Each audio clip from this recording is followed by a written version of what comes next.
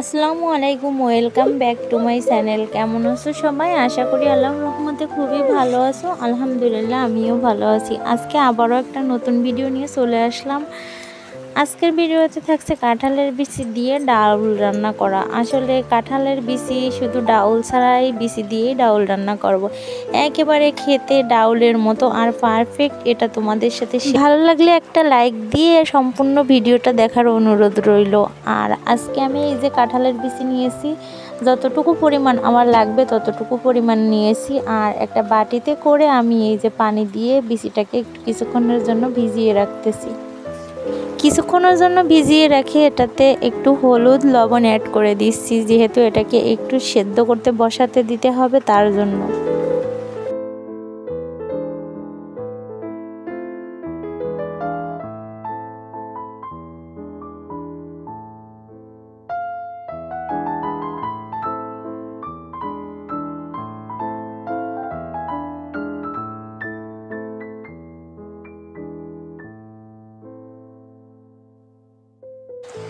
সাথে দিয়ে দিচ্ছি একটু কাঁচামরিচ। আর এই কাঁচামরিচটা দিব এই জন্য যে আমি আর কোনো মরিচ এখানে আর ইউজ করব না ডাউলটা সিদ্ধ করার পর। আর পেঁয়াজ কুচি দিয়ে দিচ্ছি বড় বড় দুইটা, আর দিয়ে দিচ্ছি এখানে হাফটা রসুন কুচি দিয়ে আমি এটাকে এই যে কড়াইতে দিয়ে আমি একটু সেদ্ধ করতে বসিয়ে দিয়েছি, আর সেদ্ধ হতে লাগুক। আর আমার কাঁঠালের বিচিটা সেদ্ধ করা হয়ে গেছে, 5 মিনিটের মতো জাল করে নিয়েছিলাম। আর এখানে দেখো আমি একটা ব্লেন্ডার জারে নিয়েছি, আর এটাকে কিছুক্ষণের জন্য রেখে দিয়েছিলাম ঠান্ডা হওয়ার জন্য।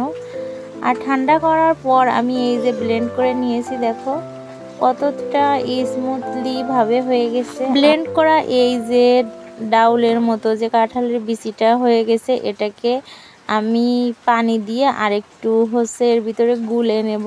গুলে নিয়ে আমি এটাকে যতটুকু পরিমাণ পানি আমার লাগবে আমি ডাউলের জন্য ততটুকু পরিমাণ পানি আমি নিব। জারটাকে ভালোভাবে ধুয়ে তারপর এই যে অ্যাড করে দিচ্ছি। আর এটাতেও কিন্তু অনেকটা লেগেছিল, তার জন্য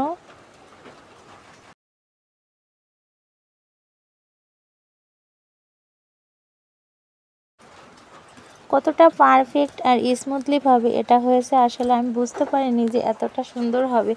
আর রান্নার পরে তো খেতেই কি বলবো, বলে ভাষা নাই। আর না খেলে কেউ বুঝবে না এই ডাউলটা কতটা স্বাদের, সুস্বাদু, ইয়াম্মি একটা খাবার। আর এটা কিন্তু খুবই সুন্দর আর ভালো লাগে। যদি ভালো লাগে তোমরা বাসায় ট্রাই করে দেখতে পারো বন্ধুরা। আমি কিন্তু ট্রাই করে দেখেছি আর এটা তোমাদের সাথে শেয়ার করলাম। খুব খুব খুব প্রিয় খাবারের মতো একটা জিনিস, বলে বোঝাতে পারবো না। আর ডাউল ছাড়া যে কাঁঠালের বিচি দিয়ে এত সুন্দরভাবে ডাউল রান্না করা যায় আমি আগে কখনো বুঝিনি, কিন্তু আজকে যখন ডাউলটা রান্না করে খেলাম কাঁঠালের বীজটা দিয়ে, তখন মনে হচ্ছিল যে ডাউল না খেয়ে যদি আমি প্রতিদিন এভাবে কাঁঠালের বিচিতে ডাউল রান্না করি তাহলে কিন্তু ছোট বড় সবারই মুখরোচক এক প্রকার খাবার হয়ে যাবে। আর এটাই তোমাদের সাথে শেয়ার করলাম যে তোমরাও হয়তো বাসায় ট্রাই করে দেখতে পারো আর খেয়েও দেখতে পারো। আমরা অনেকেই আছি কাঁঠালের বিচি ফেলে দিই, অনেকেই আছি ঝামেলা হবে এর জন্য কোনো কিছু না করে রেখে দিই ঘরে। আসলে এই কাঁঠালের বীজ দিয়ে অনেক কিছু তৈরি করা যায় আর অনেক কিছু রান্না করা যায়, যেটাই রান্না করো না কেন সেটাই খুব ভালো লাগবে। তার জন্য তোমাদের সাথে এক একটা করে প্রতিদিন কাঁঠালের বিচি দিয়ে আমি এক একটা করে রেসিপি শেয়ার করব।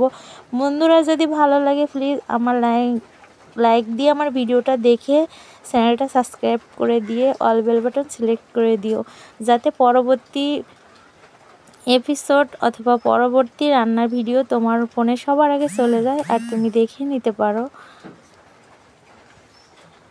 এই যে ডাউলটাকে আমি কিন্তু সম্পূর্ণ নিয়ে এবার পানি অ্যাড করে দিচ্ছি। আমার যতটা পরিমাণ পানি লাগবে ততটা পরিমাণ পানি অ্যাড করে দিচ্ছি। আমি এখানে আর কোনো কিছু মশলা ইউজ করব না, যেহেতু কাঁঠালের বিচি আর এটাতে যত মশলা কম দেওয়া যায় ততই ভালো আমার পক্ষে। আর তোমাদের পক্ষে যদি ভালো না হয় তাহলে তোমরা আরও কিছু মশলা অ্যাড করতে পারো। আমি যেভাবে রান্না করেছি তোমাদের সাথে সেভাবে শেয়ার করতেছি।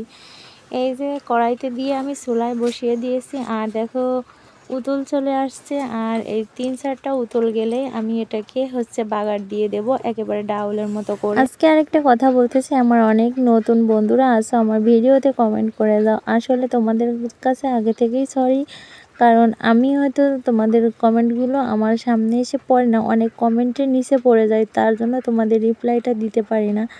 তার জন্য তোমাদের কাছে আন্তরিকভাবে দুঃখিত এবং ক্ষমা দৃষ্টিতে দেখবে আমাকে। আমি যখনই তোমাদের কমেন্টগুলো চোখে পড়ব তখনই তোমাদের কাছে আমি পৌঁছে যাব ইনশাল্লাহ। আর সবাই ভালোবেসে আমার চ্যানেলটা সাবস্ক্রাইব করে আমার ভিডিওগুলো দেখো এবং অল বেল বাটন সিলেক্ট করে রাখো বন্ধুরা। আর যারা এই কাজটি করেছো তাদেরকে তো অসংখ্য অসংখ্য ধন্যবাদ। এই যে আমি ডালটা বাগার দেওয়ার জন্য এখানে সামান্য পরিমাণের তেল দিয়ে আমি পেঁয়াজ রসুন এটাকে গাঢ় বাদামি কালার করে নেব। নেওয়ার পরে আমি ডালটা বাগার দেব। দেখতে থাকো বন্ধুরা তোমরা, যদি ভালো লাগে অবশ্যই স্কিপ না করে পুরোটাই সাথে থাকবে। এবার ডালটা বাগার দিয়ে আমি এই যে দেখো উঠিয়ে নিচ্ছি, কত সুন্দর হয়েছে তাই দেখো।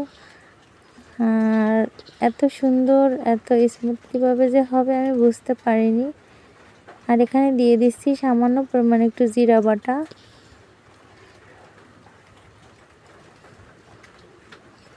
আর জিরা বাটা দিয়ে আমি 2-3টা উতাল দিয়ে এই যে আমি এখানে ডাউলটাকে নামিয়ে নিয়েছি। আর একেবারে পারফেক্ট ডাউলের মতো হয়ে গেছে বন্ধুরা। দেখো কত সুন্দর লাগতেছে, আর খেতে কিন্তু খুবই দারুণ একটা টেস্ট। আমি আগে ভাবছিলাম যে এটা করে দেখাবো তোমাদের সাথে কেমন হয়, তার জন্য তোমাদের সাথে শেয়ার করলাম। ডাল ছাড়া যে এত সুন্দর রান্না হয় আমি এটা আগে কখনোই বুঝতে পারিনি। বন্ধুরা তোমাদের সুন্দর সুন্দর কমেন্ট পেয়ে আমি খুব খুশি, আর তোমরা এভাবেই আমাকে সাপোর্ট করো। আর আমার খুব ভালো লাগে তোমরা যখন সুন্দর সুন্দর একটা মন্তব্য করে যাও আমার ভিডিওটা ফুল দেখে। আসলে এভাবে সাপোর্ট দিয়ে পাশে থাকো, ইনশাল্লাহ আমিও তোমাদের পাশে আছি। সম্পূর্ণ ভিডিওটা দেখার জন্য অসংখ্য ধন্যবাদ জানাচ্ছি তাদেরকে যারা আমার ভিডিওটা ফুল ওয়াচ করে স্কিপ না করে এই পর্যন্ত এসেছে। আজকে এ পর্যন্তই, আর দেখা হবে নেক্সট আরেকটা ভিডিও নিয়ে। ততক্ষণ আমার পাশে থাকো, আমাকে এভাবে সাপোর্ট করো। আর আবারও যেন তোমাদের মাঝে সুন্দর একটা রেসিপি নিয়ে আসতে পারি। ততক্ষণ সবাই ভালো থাকো, সুস্থ থাকো। আজকের মতো বিদায় নিচ্ছি। আল্লাহ হাফেজ।